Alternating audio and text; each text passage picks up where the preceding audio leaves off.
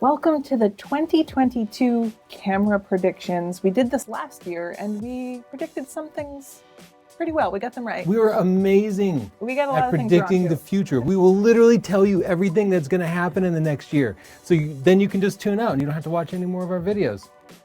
But first, a word from our sponsor, Squarespace. Whether you need your own website, store, portfolio, gallery where people can buy your prints, or just a website for anything else you might have, you can get it at Squarespace. It's so easy to do and it's quick too. And it's free with their 14-day free trial, no credit card needed, so you do not have to remember to cancel. Just try it.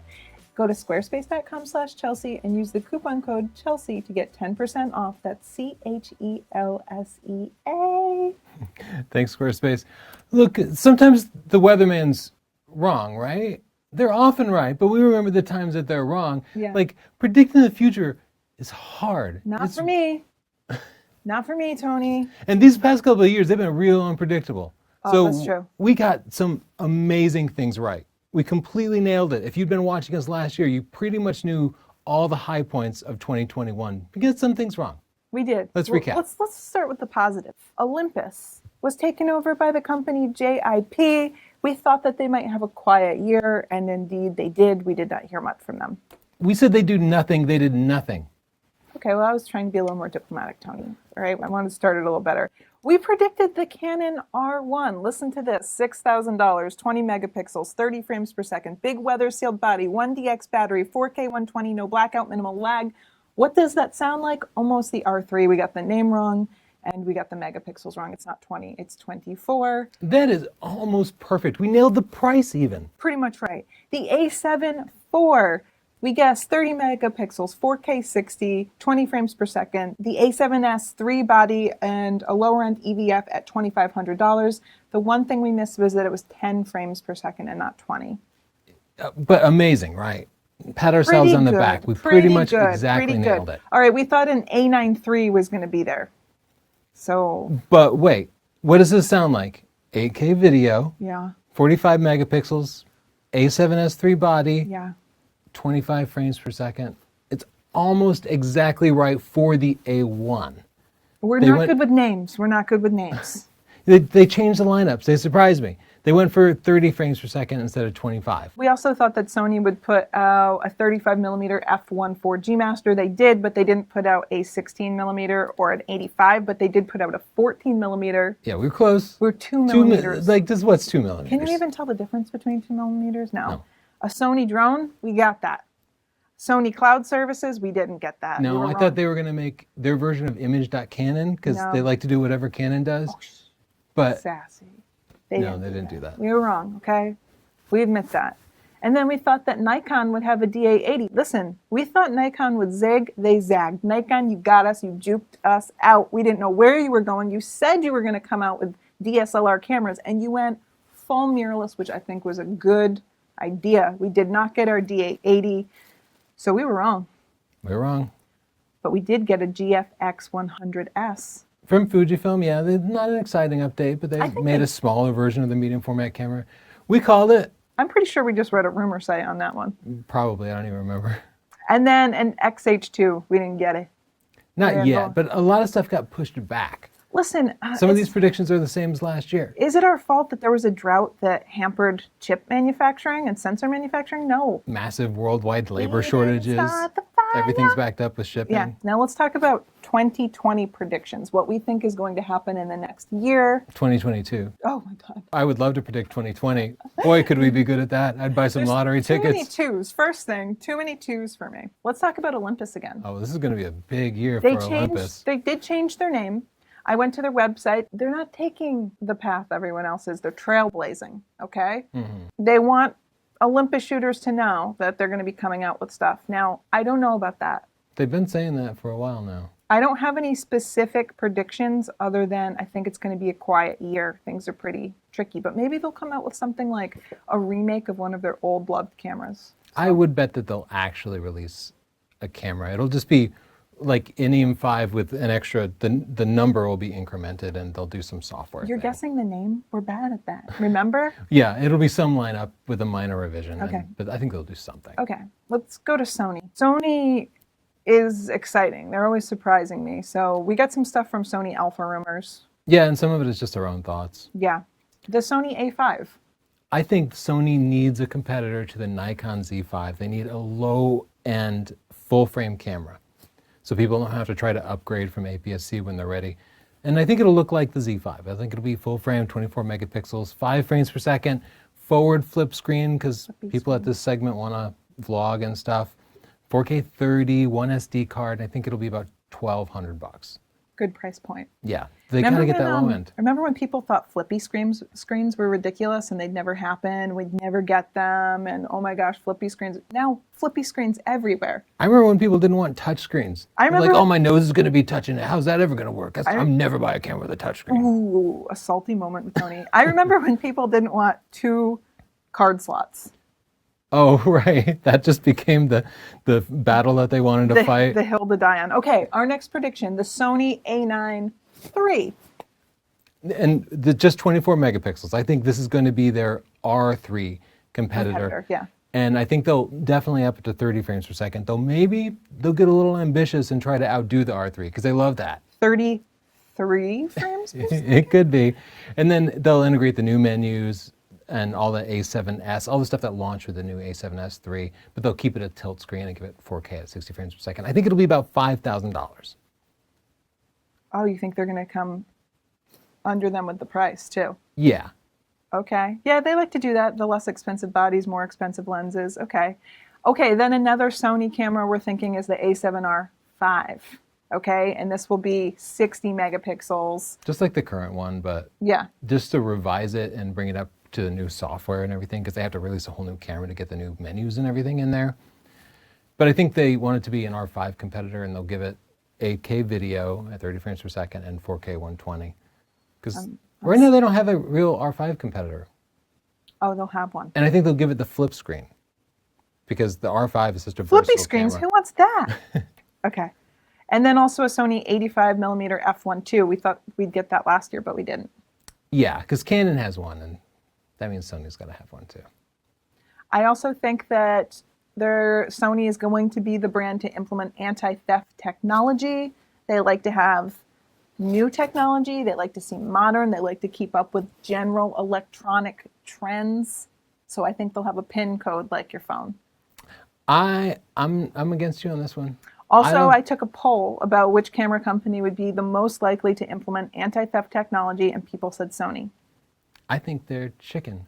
Bok, bok, bok, bok, bok, bok. I think you're trying to use reverse psychology on you. Yeah. To chicken, are you, Sony? All right, coming up, we're going to talk about Nikon. Like I said, they zigged, they zagged. What will they do in this upcoming year? We're going to talk about Canon, Fujifilm, Panasonic, but first we're going to talk about Squarespace, because what's the point of taking nice pictures if you're not going to share them in a portfolio, right? What's the point? Oh, I like to cram my pictures onto Instagram so they can be covered by ads. Yeah, no, you don't want that. I can pay for people to see them. You want to look professional, and you want to have a place where people can buy your prints easily and make that simple for you, make some money, and it's a good time. They look beautiful, and you can get one for free for 14 days. Try it out. If you like it, buy it. Go to squarespace.com/Chelsea, use the coupon code Chelsea. How do you spell Chelsea? CHELSEA. Some things I know, and spelling my name is one of them. And you get 10% off with that coupon code. So do that and sell some prints and have a good time. Okay? Let's talk about Nikon. Let's get into it. What is Nikon going to do in 2022? Okay. Their lineup is pretty well rounded out now. Listen, they pushed out those mirrorless cameras, so there's a few things that they need to do. First of all, they need to enter the vlog-centric world, so they need a full-frame mirrorless with a flippy screen vlogging camera. Yeah, they have that in APS-C, but now I think they need a full-frame version. It could just be like a new Z6, but with a flippy screen. Flippy. Okay, now they pushed out all of these new bodies, so I think they're going to need new lenses to go with those, right? They got the Z9 out, which they're saying is going to be a competitor for like the R3, and so they're going to need glass to go with that. Yeah, they finally have something that can shoot like sports and wildlife, long lenses, and they don't have any mirrorless glass. I'm thinking, I heard rumors about an 800 millimeter f6 III. From NikonRumors.com? From NikonRumors.com, but probably I think a 400 f2.8, a 200 to 600 f8 possibly, and then maybe a nice 85 f1.2. Just to keep up with Canon. Just to keep up with the Joneses, all right? Let's talk about what Fujifilm is going to do, yeah. Fujifilm is interesting because they didn't do a ton last year, but everyone was trying to get that X100V, and every time I've recommended it, it's been sold out. So they have people who are enthusiastic and want to buy their cameras, but there aren't a lot of them. I made a whole video about this, but I think Fujifilm is pivoting and needs to pivot because they cannot possibly invest the R&D to keep up with what Sony and Canon are doing to stay a technology leader. Because Fujifilm, for the longest time, was the mirrorless tech leader.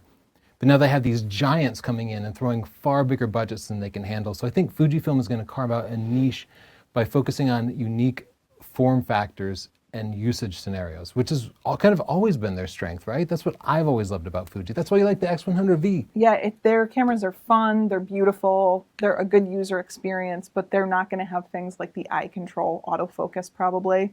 No, so they've got to high just megapixels, that type of thing. They're not going to win that battle. No. Tony, do you think next year will be the year that Fuji will finally do full frame? No. I don't either, but I just wanted to talk about it. How about an XH2? Yeah, I predicted this for 2021, and I think you were it wrong. just got pushed back, but Fuji Rumors is saying we're going to see two versions of this, a high-res and a low-res version. Like it's going to be like 45 megapixels and 26 megapixels, but I don't think that makes any sense. I actually just think they'll just make a high-res version of it, and this will be their high-res camera. I never understood why you'd want a low-res version. Like, just get the X-T4 if that's what you want. I like that form factor better anyway. So that's my prediction. Okay. And next is Lumix. Panasonic, yeah.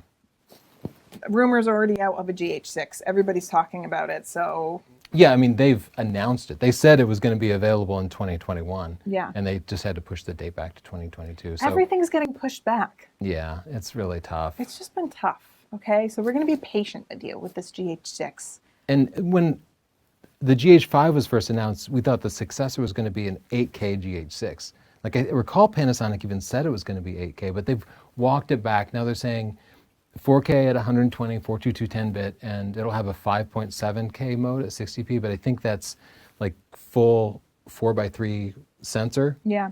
not 16:9 5.7K.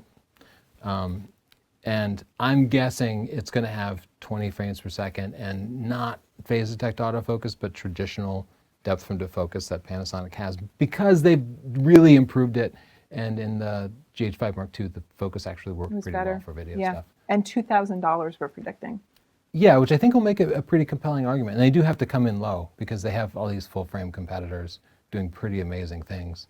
And I think we'll see revisions to the S1 and S1R, which are getting old and desperately need an update. So I think they'll probably just call those S1 II and S1R II, update the software. Okay. And I think they'll also take on the low end of the market at $1,600 and release an S6, which will be a lower megapixel camera, maybe even just 12 megapixels, maybe 20 megapixels. But it'll do 4K 60 with a flip screen and be very vlogging centric because Panasonic, I believe they should focus on this niche of like video creators because they're good at that. They are good at it. And they're not going to win in a head-to-head battle with Sony and Canon right now. They're just not going to win that. They have their niche though, and they work it well. Yeah, that's all you need. All right, and let's talk about Canon. Canon had kind of a surprising year, right? So CanonRumors.com is saying that there's going to be a Canon R5C, a cinema version, and they're not going to have a 30-minute limited video, and it's not going to overheat. Yeah, and otherwise it'll just be an R5 with a different form factor. Okay. And a new price tag. Okay. What do you think it's going to cost? I would guess that it would be like $6,000. Yeah, I'm going higher with my guess. I think it's going to be more like $9,000 just because they have a C70, which is an APS-C camera, and it's $5,500. So the tax on these cinema cameras, not a literal tax, but a figurative tax, is so outrageous, and everything is getting more and more expensive. I guess that's why my R5 was overheating, because they were making way for this thing. Yeah, they're just building demand. That was just a teaser. That was like the free trial. It only lasts 15 minutes and then it burns up. Okay, we'll see if that comes true. And then a Canon R1, we're thinking that's going to happen and that they're going to announce it in the beginning of the year and then make us wait like almost the whole year again. Yeah, full on Nikon. Lots of teasers, building anticipation.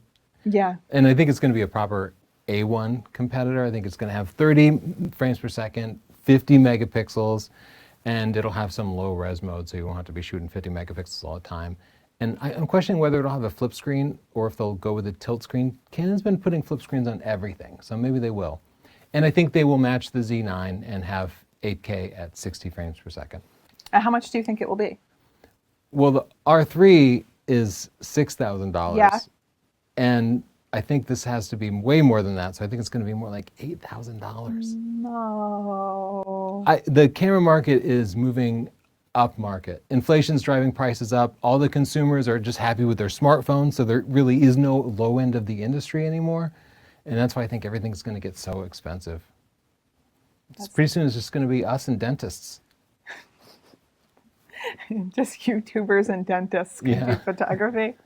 All right. And then also we're predicting a Canon R8, and that's going to be more of an entry-level camera, $800, 20 megapixels, compact, flip screen, and what else?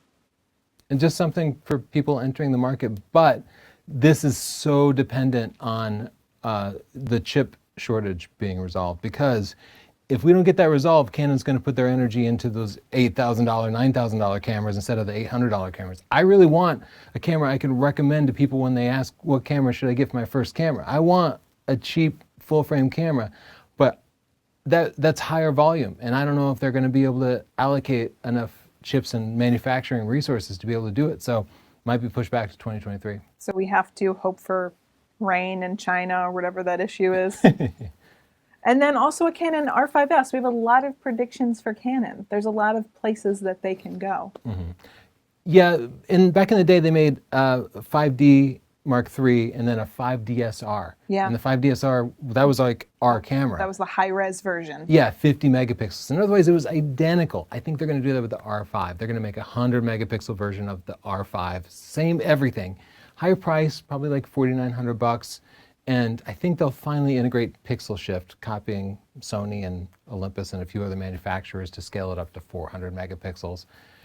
And the video capabilities will be really limited, but it'll just be like a studio-centric camera. Do you think that they're going to continue to implement eye control autofocus in these cameras? Do you think that's a feature that's just going to be standard in these more expensive cameras, or do you think they're just testing it to see if people like it? I would bet the R3 will be the only camera with eye control autofocus. I bet that feature won't have much of a life. I would like to see that feature trickle down to the less expensive, more consumer level cameras. Yeah, that's where I think it belongs. That's where I think it should be. Yeah. But I don't know that they'll want to spend the money to put it there. Yeah. But good question. that's a good question on me. What are your questions? What are your predictions and thoughts? You can tell us down in the comments. Tell us what we got wrong. We got things wrong last year. Tell us what we got right. Yeah, put your predictions in writing. Yeah, put it in Okay, writing. everybody's like, oh, I knew this was going to happen, but where was it written down? Yeah, write it down. That way you can be wrong. Like we are. Yeah.